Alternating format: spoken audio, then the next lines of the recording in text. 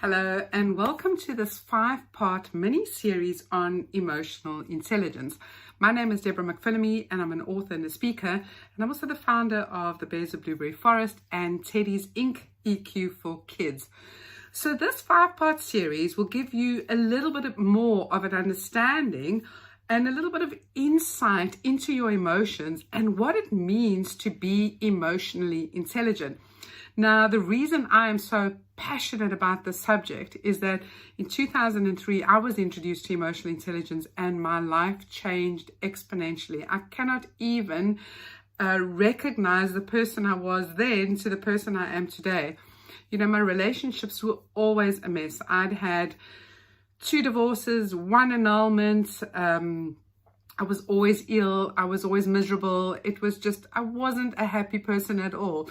And when I attended my emotional intelligence training, there were so many light bulb moments that went off in my head. And I was like, oh my goodness, I am actually normal for having these feelings. I am normal for having these emotions. There's nothing wrong with me. You know, I had dropped out of school at the age of 15 due to severe anxiety. I had been bullied. I'd been an abused wife.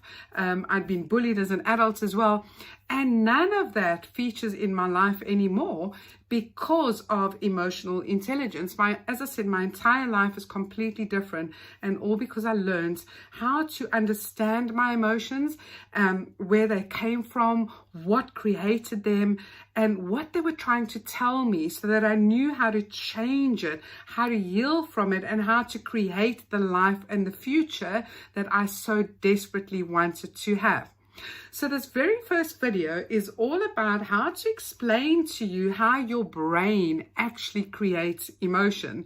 And it's really interesting and fascinating of how the brain works and how the mind works and how your body fits into this whole scenario. So basically, how it works is that we receive information through our senses. So we interpret life and everything that happens and all the experiences that we have, we receive that information through our senses. So think about it, you know, what you're seeing, what you're feeling, what you're tasting, what you're touching. So your senses receive this information. This information comes into, so if we're looking at, for instance, your sight sense, so the information comes through your eyes, it goes into your brain, it goes to the middle part of the brain over here where your emotional brain sits, or where your amygdala or magdala, as some people call it, sits, interprets it over here. The information goes to your logical brain, and then what happens is it creates a thought.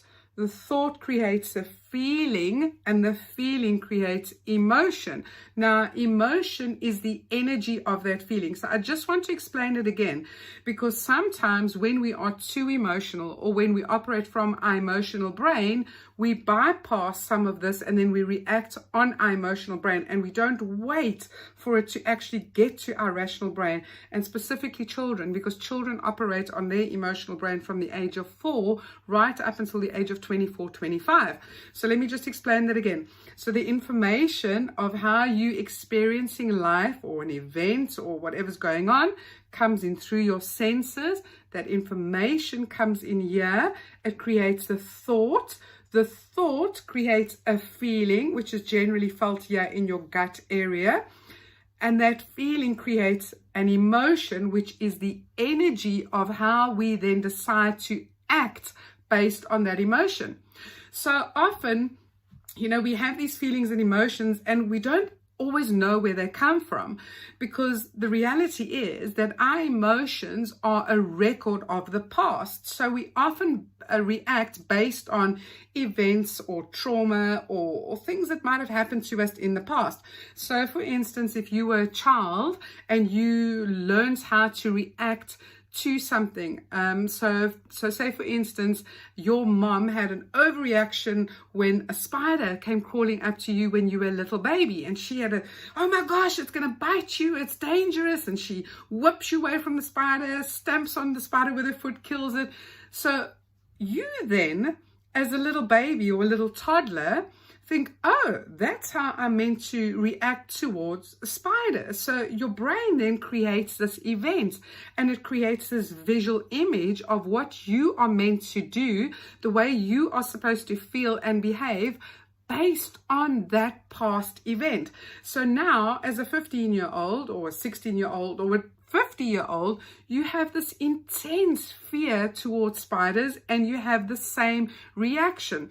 So that is how our emotions are a record of the past. So often we feel these emotions, we have these feelings, we don't know why we have them. And that is because up until the age of 7, you don't remember much of what goes on.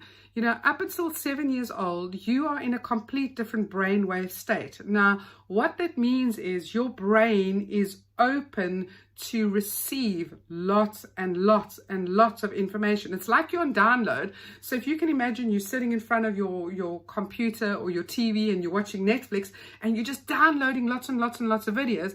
It's the same thing with children. There isn't the filter to help them to decipher what it is that or to rationalize. It just kind of downloads, and it creates these programs. So up until the age of 7, they've downloaded there, you have forgotten about it. And as I said, from the age of 4, you operate mostly on your emotional brain. So you don't have the ability to rationalize. So most of your problems, or that seems to be a problem, or when you start becoming aware of patterns or problems in your life, is usually around when you're 24 and 25 years old. And you start becoming aware and you go, well, why am I having this reaction? Why do I do that? Or why am I always having bad relationships? Or why do I never have money? And you start questioning life, and you start trying to figure out what your emotions are and you don't remember. It's because most of those reactions were created in your mind as a child.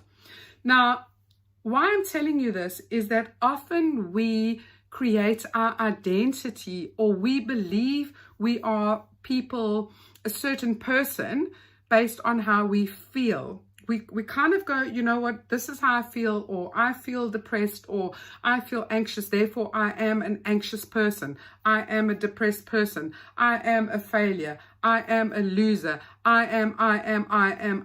And you take it based on how you're feeling. But that's not who you are. That's what you're feeling. And, you know, one of the very first things that we do with emotional intelligence is to teach people how to actually to communicate properly and communicate their feelings appropriately. Because if you're saying, I am a failure, you are creating that. You are identifying with that. Whereas if you're saying, I have failed a lot in my life, or I feel anxious, or I felt anxious when I did that, you are separating your emotion from your identity, because your emotion really is there just to help you, to guide you in your life about who you are, who you're meant to be, who you're not meant to be. It also helps you to guide your intuition. What is it that you should stay away from? For children, it's so important for them to tune into their emotions and to understand them, because it's what keeps them safe. Because if you don't develop your intuition, you don't know what is safe and what is not. And that is why so many people end up in abusive relationships, or they end up going down a road where they're not meant to go, where horrible things happen because you haven't learned to tune into your intuition.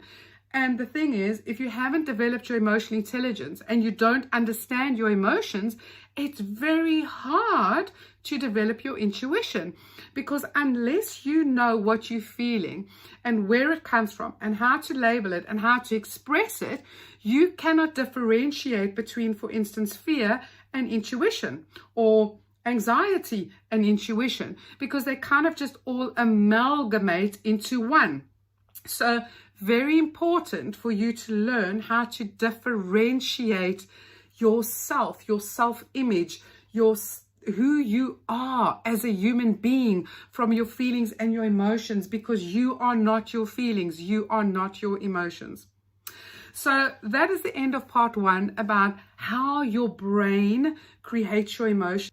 The second part in the series is about how the style of your brain affects your daily life. So we all have a different brain profile, and simply what that means is that it's how your brain picks up information, what it does with that information, and how it affects your sight and how you experience life, because our brain profile is very much based on how our brains have been wired. And once again, you either were born with that wiring or it was created. So in part 2, I hope to see you there, where I will be explaining to you how your brain's style or the profile of your brain affects your day-to-day life.